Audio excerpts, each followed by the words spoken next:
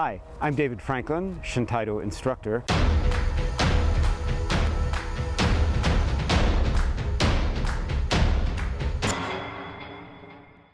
And today I'm going to show you the difference between two of the most important techniques in Shintaidu, kiri-komi and kiri-harai.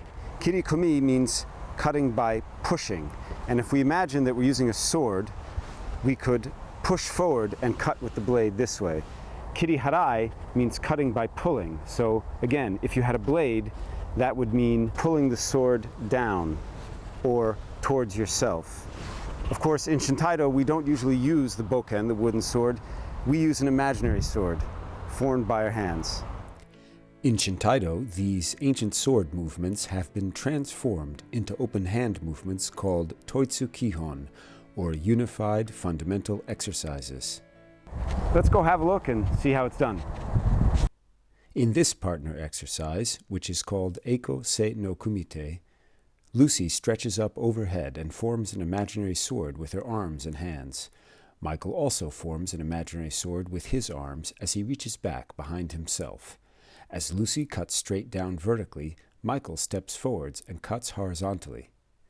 Looking again at the two different ways to cut, we can see that in this variation of Eiko Se no Kumite, Michael is using the technique kiri-komi, cutting by pushing.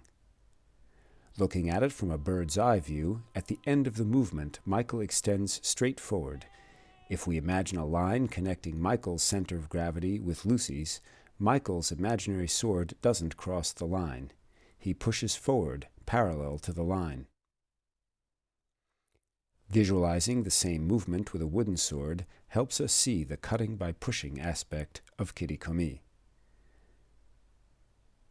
When doing kiri-harai, we start the same way, with Lucy again stretching up and Michael reaching back, both forming imaginary swords with their arms. This time, Michael will use kiri-harai, or cutting by pulling. He'll step across in front of Lucy just before she cuts down. Looking at it from a bird's eye view, Michael steps across in front of Lucy and swings his arms all the way around. If we imagine a line connecting Michael's center of gravity with Lucy's, Michael's imaginary sword swings across in front of Lucy, and he steps forward across the line. Visualizing the same movement with a wooden sword helps us see the cutting by pulling movement of kiri-harai.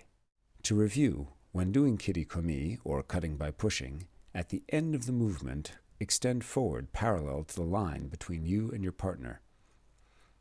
When doing kiri-harai, or cutting by pulling, cut across the line in front of your partner. We hope you've enjoyed this Shintaidu instructional video. If you'd like to see more videos from us and support us, here's how.